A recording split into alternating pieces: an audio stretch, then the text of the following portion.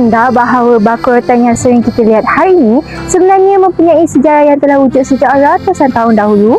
Sebelum teknologi moden berkembang, masyarakat bergantung kepada sumber alam semula jadi untuk memenuhi keperluan harian mereka.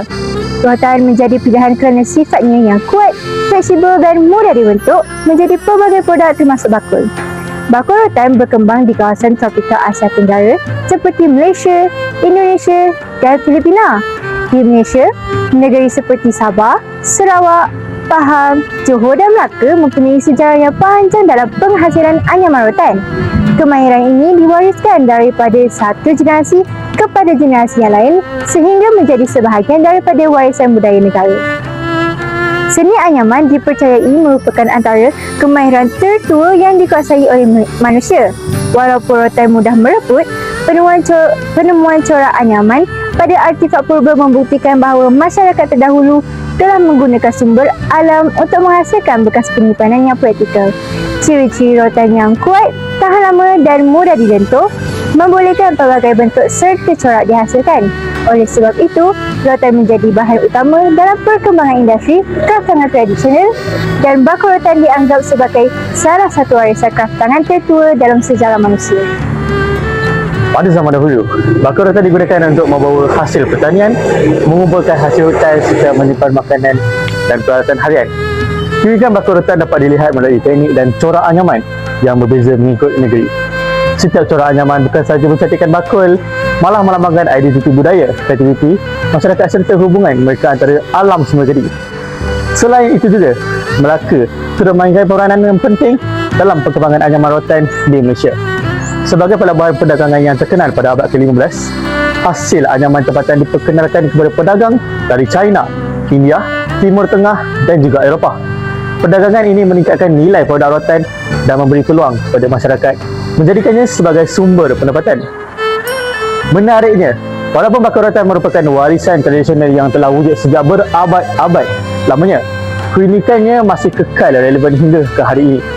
Hal ini dapat dilihat apabila jenama fashion mewah seperti Louis Vuitton and Coach menggunakan elemen rotan dan anyaman semula jadi sebagai inspirasi mereka bentuk. Penggunaan unsur tradisional ini membuktikan bahawa bakul rotan bukan sahaja mempunyai nilai warisan dan seni, malah turut mempunyai nilai komersial yang tinggi serta memenuhi permintaan terhadap produk yang unik dan mesra alam. Melaka ni, saya teruskan menyebarkan ilmu ni, berkongsi ilmu anyaman rotan ni pada pelajar-pelajar, orang ramai yang datang. Kita akan sama ada dia orang datang ke kompleks ni ataupun kita ke tempat dia orang lah, sama ada sekolah ataupun maktab semualah. Jelaslah bahawa penganyam memainkan peranan penting dalam mengekalkan kemahiran tradisional serta memastikan seni anyaman rotan terus diwarisi kepada generasi seterusnya. Di sebalik setiap bakul rotan yang dihasilkan, terdapat usaha, kreativiti dan kebijaksanaan penganyam yang menjadikan hasil kraftangan ini mempunyai nilai budaya yang tersendiri. Walau dunia semakin moden, bakul rotan masih dihargai kerana keaslian, nilai seni dan warisan budaya yang terkandung dalam setiap anyaman. Usaha memelihara kemahiran ini penting agar seni anyaman rotan terus berkembang dan dikenali oleh generasi akan datang. Walaupun bakul rotan diiktiraf sebagai warisan kraftangan yang bernilai tinggi di Malaysia, industri ini berdepan pelbagai cabaran yang mengancam kelangsungannya. Antara cabaran utama ialah peningkatan kos bahan mentah. Rotan diperoleh daripada kawasan hutan yang semakin berkurangan akibat pembangunan dan juga penerokaan, menyebabkan bekalan rotan berkualiti semakin sukar diperoleh serta harganya meningkat. Selain itu, kos pengangkutan dan juga logistik turut menambahkan beban kepada pengusaha kecil. Keadaan ini menjukarkan pengusaha meningkatkan pengeluaran, terutamanya apabila permintaan semakin meningkat tetapi tidak bekalan mentah tidak mencukupi.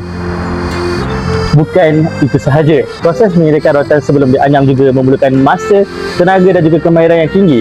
Rotan perlu melalui proses pembersihan, perendaman, pengeringan dan pemotongan bagi memastikan ia juga kuat, fleksibel dan juga tahan lama. Jika proses ini tidak dilakukan dengan betul, kualiti bakul yang dihasilkan juga akan terjejas.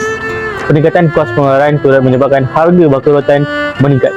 Jika dahulu bakul rotan dijual sekitar RM10 hingga RM30, kini harganya juga boleh mencecah antara RM50 hingga RM200 bergantung kepada saiz, reka bentuk dan juga tahap kerumitan anyaman.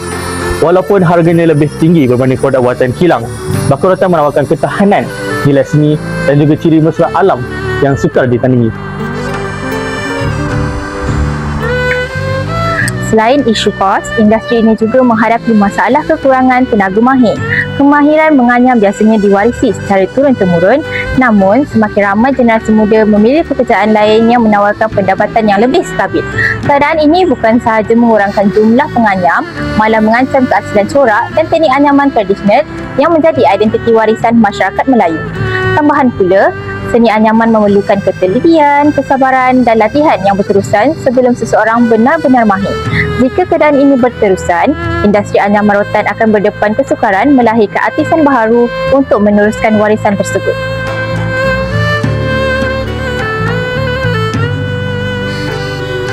Peluang mempelajari seni anyaman juga masih terhad kerana kebanyakan program latihan dijalankan dalam tempoh yang singkat. Akibatnya, proses pemindahan ilmu menjadi semakin sukar dan terdapat risiko teknik anyaman tradisional hilang jika tidak didokumentasikan serta diwariskan kepada generasi seterusnya. Dari perspektif pelancongan warisan, baku rotan bukan sekadar cendera mata, malah menjadi lambang identiti budaya masyarakat tempatan. Namun, kekurangan artisan dan kemunculan produk tiruan menyebabkan produk asli semakin sukar diperolehi, sekaligus menjejaskan pengalaman pelancong menikmati warisan yang autentik. Situasi ini turut menjejaskan imej industri kraftangan tempatan kerana produk tiruan tidak mencerminkan nilai budaya dan kehalusan seni anyaman tradisional. Institusi pengajian ataupun mana-mana institusi vocational sekalipun boleh mengadakan lebih banyak bengkel untuk memberi peluang kepada generasi muda untuk terlibat serta mempelajari cara-cara membuat produk-produk tradisi seperti baku rotan. Bagi memastikan warisan ini terus terpelihara, kerajaan dan agensi berkaitan telah menganjurkan demonstrasi anyaman, bengkel kemahiran serta program kesedaran budaya seperti di Kompleks Kraf Melaka. Selain itu, penggunaan platform digital dan media sosial dapat memperluaskan promosi baku rotan serta membantu pengusaha tempatan menjangkau lebih ramai pelanggan. Kerjasama antara institusi pendidikan, agensi kerajaan, komuniti dan pengusaha kraf tangan juga penting untuk melahirkan generasi baru yang berminat dalam seni anyaman. Dengan usaha yang berterusan, seni anyaman rotan bukan sahaja dapat dipelihara sebagai warisan budaya, malah terus berkembang sebagai produk pelancongan warisan yang bernilai tinggi serta menyumbang kepada ekonomi negara pada masa hadapan. Macam bahan sekarang permintaan banyak, cumanya bila nak dapat tu susah kan. Betul. Pada situ pun akan naik. Usahawan sendiri akan buat inisiatif dengan gabungan bahan lah. Macam contoh kat depan ni gunakan gabungan bahan rotan sintetik, iaitu rotan plastik lah kita panggil. Okey, baik. Okey, buat rotan plastik. Lagi satu, kalau ni kita campur juga dengan bahan kayu ataupun mengkuang gitulah. Usahawan pun bila production dah siap, nanti kos untuk jualan tu akan meningkat jugalah. Dia orang akan hasilkan produk yang betul-betul kualiti. Dan penggunaan tu mengikut permintaan customer lah. Di sebalik bentuk yang sederhana, baku rotan menyimpan kisah tentang budaya, kreativiti dan kemahiran yang diwarisi sejak turun-temurun. Setiap anyaman yang dihasilkan bukan sekadar membentuk sebuah bakul, malah membawa nilai dan identiti masyarakat yang menciptanya. Bagi pelancong, baku rotan menjadi salah satu cara untuk mengenali budaya sesuatu destinasi melalui seni anyaman yang dipamerkan.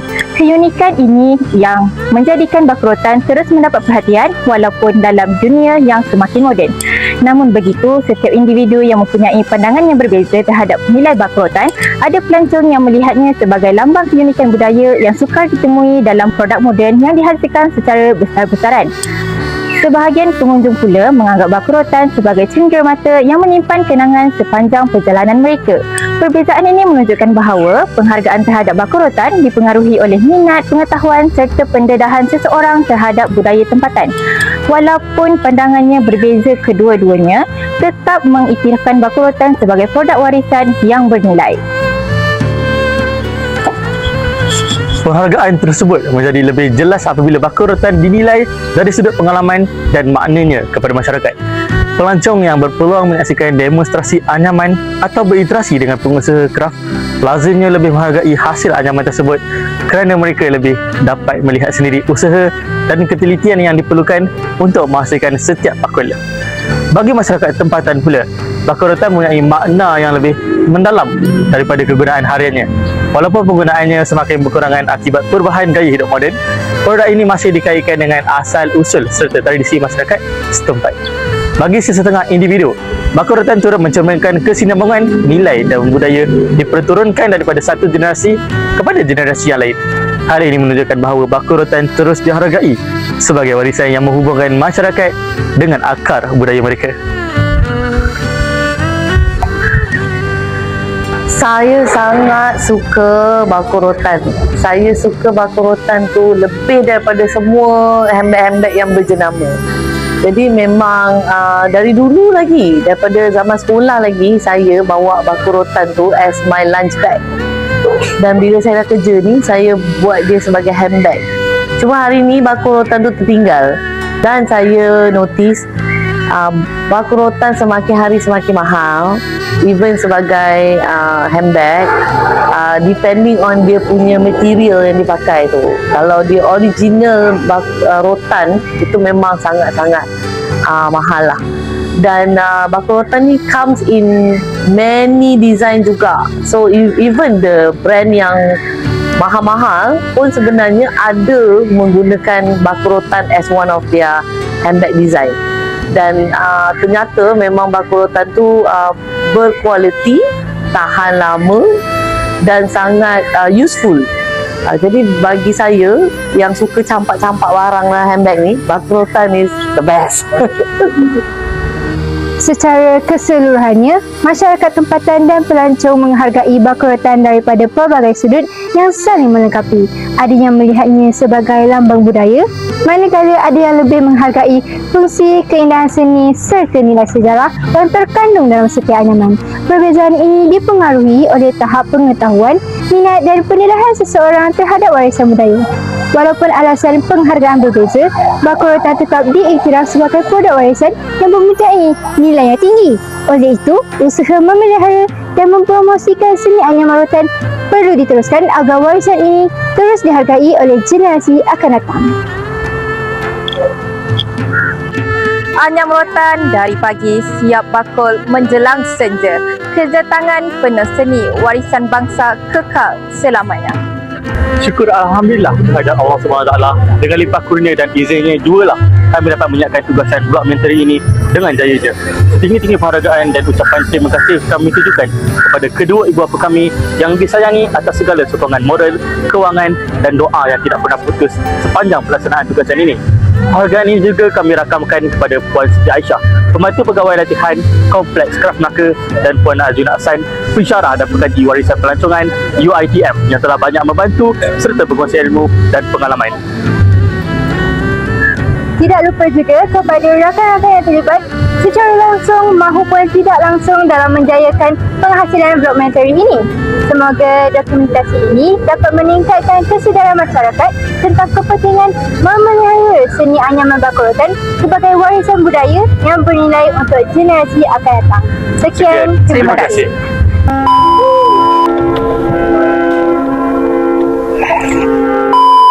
Because industri ini potong kolok boleh tak satu. Biasanya diwarisi secara turun-temurun. Sini